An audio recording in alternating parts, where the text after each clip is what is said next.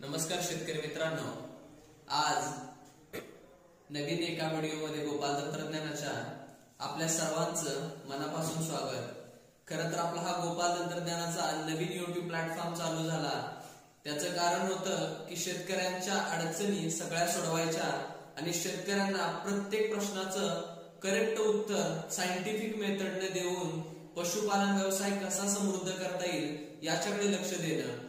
तर याची सुरुवात आपली झालेली आहे आणि आज आपले एक शेतकरी आहेत गोपाल तंत्रज्ञानाचे अरुण पाटील, हे वडूज या गावचे आहेत। तर या शेतकऱ्याचा आपल्याला एक प्रश्न आलाय शेतकरी मित्रांनो, जसं की मी तुम्हाला सांगितलं होतं, तुमचा जो पण प्रश्न असेल शेतकरी मित्रांनो तो आम्हाला कमेंट मध्ये कळवा। आम्ही त्या व्हिडिओवरती आवर्जून त्या मुद्द्यावरती आवर्जून व्हिडिओ बनवू आणि त्याचाच हा एक प्रयत्न म्हणून।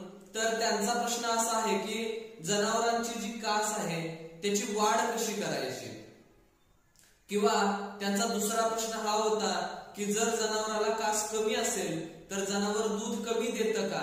तर ह्या प्रश्नांचं त्यांना निराकरण हवं होतं, तर त्या प्रश्नाचं उत्तर मी माझ्या पद्धतीने देतो।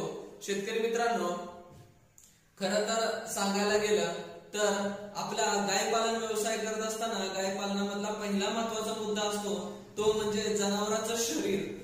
जनावरांचं शरीर जर व्यवस्थित सुदृढ असेल, पूर्ण मापात पोषण झालेलं असेल आणि त्याचा बॉडी इंडेक्स स्कोर जो आहे तो जर चांगला असेल तर आपल्या जनावरांची शरीरयष्टी चांगली दिसून येते। त्याच्याबरोबर दुसरं म्हणजे दूध येणारं स्थान, म्हणजे त्यालाच आपण अडर म्हणतो इंग्लिशमध्ये, किंवा मराठीमध्ये त्याला कास म्हणतो। तर खरं तर आपण पशुपालन व्यवसाय हा दुग्ध व्यवसायासाठी करतोय, दूध मिळावं आणि दुसरं म्हणजे रिप्रोडक्शन सिस्टम, म्हणजे ज्याच्यातून बाळ मिळावं, ह्या दोन उद्देशाने केलं जातंय। तर आजचा मुद्दा हा कासेवरती आहे। तर कासेवरती जर बोलायचं झालं तर पशुपालक मित्रांनो, पहिलं तर गाय खरेदी करते वेळेस आपण जी पण गाय खरेदी करतोय ती गाय व्यवस्थित कासेना असेल हे बघून घ्या। साधारणतः गायीच्या पूर्वीच्या गायी शेतकरी मित्रांनो घेऊ नका, कारण अगोदरच्या वेताला जर त्या गायीला मस्टायटिस झाला असेल आणि तशीच जर गाय तुम्ही घेतली तर त्या गायीचं तुम्हाला ब्यायल्यानंतर दूध मिळणार नाही, आणि दुसरं म्हणजे त्या जनावराला बरं करायला तुम्हाला किती दिवस वेळ लागेल आणि किती खर्च होईल हे सांगता येणार नाही। त्यामुळं कास हा खूप महत्वाचा आणि मोठा विषय आहे। ह्याच्यामध्ये शेतकरी मित्रांनो, बऱ्याच शेतकऱ्यांचं आम्ही असं बघतो की मस्टायटिस झालेल्या गायी घेऊन येतात गाभण असलेल्या आणि त्याच्यानंतर त्या दूध देत नाहीत आणि मग शेतकरी म्हणतो आमची फसवणूक झाली। तर पशुपालक मित्रांनो, जेव्हा आपण जनावर खरेदी करतोय त्यावेळेस कासेच्या बाबतीत जर झालं तर व्यायलेली गायी आणि तिचं दूध तुम्ही स्वतः हाताने काढून बघा, गायीची कास कुठे सुजलेली नाहीये ना, किंवा त्याच्यानंतर गायीच्या कासेमध्ये कठीणपणा नाहीये ना, हे पण बघा। कारण मस्टायटिसचे भरपूर प्रकार आहेत, त्याच्यामध्ये एक फायब्रोसिस असतोय नावाचा प्रकार, ज्याच्यामुळे जनावरांची कास कठीण होते। काही प्रकारांमध्ये जुना जर मस्टायटिस झाला असेल तर पुन्हा आणखी त्याच जनावराला मस्टायटिस होण्याची शक्यता असते, त्यामुळे ही काळजी घ्या।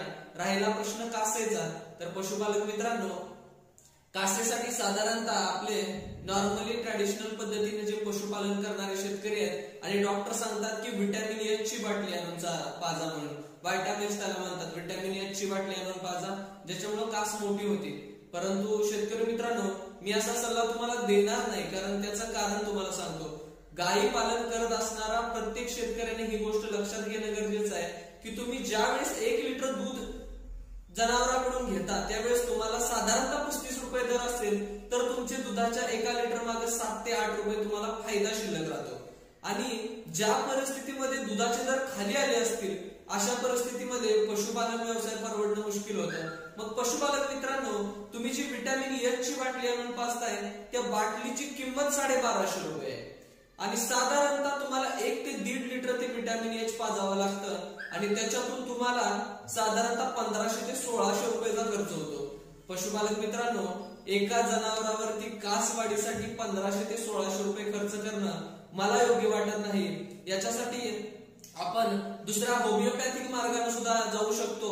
गोपाल तंत्रज्ञानाचे एक कासवर्धक म्हणून औषध येतं, तर ते साधारणतः 250 रुपयामध्ये बसतं आणि जसं व्हिटॅमिन एच कास वाढायचं काम करतं तसंच तेही काम करतं। त्यामुळं इतका जो 1250 रुपयाचा खर्च आहे तो 1250चा खर्च पशुपालक मित्रांनो कमी करूया, कारण इतका जास्त खर्च करणं परवडत नाही पशुपालक मित्रांनो.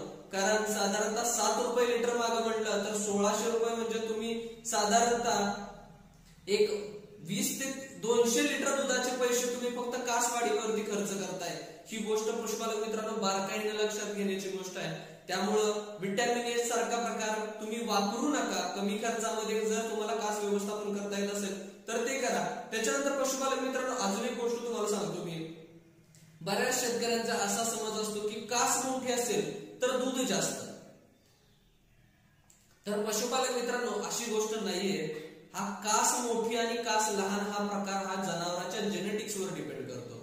जनावरांचं जर जेनेटिक्स तसं लांब कासेचं असेल, कासेमध्ये खूप प्रकार आहेत. गोल आकाराची कास असते, लांबट आकाराची कास असते, काही जनावरांची कास गुडघ्याच्या खाली आलेली असते, काही जणांची कास असते ती शरीराबरोबर चिकटलेली असते. जर तुम्ही हायब्रिडेड अॅनिमल्स बघितला पशुपालक मित्रांनो, ज्यांचं की दूध 40-50 लिटरच्या वरती असतं, तर अशा जनावरांमध्ये तुम्हाला 30 लिटर 20 लिटरच्या जनावरांच्या कंपॅरिझन मध्ये इतकी मोठी कास दिसत नाही. छोटी कास असते. मोठ्या काशीची अडचण पशुपालक मित्रांनो दुसरी असते. मोठे थन असतील आणि मोठी जर कास असेल तर त्याची दुसरी एक अडचण असते, मस्टायटिस होण्याची शक्यता असते. तिसरं म्हणजे जनावराला बसण्याचे प्रॉब्लेम्स होतात. त्यामुळे पशुपालक मित्रांनो जर तुम्हाला वाटत असेल की कास मोठी असेल तर दूध जास्त येतं, तर असं नाहीये पशुपालक मित्रांनो. कास मोठी असण्यापेक्षा जी जनावरांची दूध देणारी सिस्टम आहे, म्हणजे ज्या नसांमधून दूध येतं, ज्या शिरांमधून दूध येतं जनावरांचं, त्या नसा शिरा जनावरांच्या व्यवस्थित असणं खूप गरजेचं आहे. त्याच्यानंतर त्या शिरांमधून नसांमधून रक्ताचा प्रवाह चांगला होणं गरजेचं असतं. पशुपालक मित्रांनो ज्या वेळेस आपण मस्टायटिस होतो जनावराला, अशा काळामध्ये तिथल्या ज्या टिश्यूज असतात त्या पूर्णतः खराब होतात आणि खराब झाल्यानंतर जनावरांचं दूध यायचं कमी होतं. मग या गोष्टी सुद्धा मारक ठरू शकतात आपल्याला. तर जे पशुपालक मित्रांनो तुमचा प्रश्न होता की कास मोठी करावी का, तर पशुपालक मित्रांनो कास मोठी करण्यापेक्षा दूध येणाऱ्या ज्या शिरा आहेत, दूध वाहिन्या आहेत, त्या दूध वाहिन्या मोठ्या करण्यावरती किंवा दूध वाहिन्यांचा आकार चांगला करण्यासाठी, सुदृढ करण्यावरती आपण जर काम केलं तर ते चांगल्या पद्धतीने काम करेल. आणि व्हिटॅमिन एच जे देतो आपण 1250 रुपयाचं औषध, ते साधारणतः हेच काम करतं की जनावरांच्या नसा मोठ्या करतं. आणि जे गोपाल तंत्रज्ञान कासवर्धक आहे ते पण तेच काम करतं. तर पशुपालक मित्रांनो जो तुमचा 1250चा खर्च होता तो आजच्या एका व्हिडिओमुळे आपल्या पशुपालक मित्रांनो 1000 रुपयाचा तुमचा 1 ते 1,500 रुपयेपर्यंत तुमचा यातून प्रॉफिट राहणार आहे. तुमचा जो खर्च वाचणार आहे. यासाठीच आम्ही कायम सांगत असतो गोपाल तंत्रज्ञानाच्या पद्धतीने पशुपालन करायचं, म्हणजे जो खर्च आहे तो कमी करायचा आणि योग्य रीतीने पशुपालन करायचं. या पद्धतीवर आपण पशुपालन करूया आणि पशुपालक मित्रांनो आपला फायदा करून घेऊया. कासवाडीसाठी अजून एक मित्रांनो तुम्ही करू शकता. जर देशी पद्धतीने करायचं झालं तर जे जनावर आहे आपलं, त्या जनावराला तुम्ही जे मोहरीचं तेल येतं ते मोहरीचं तेल जनावरांच्या कासेला चोळू शकता.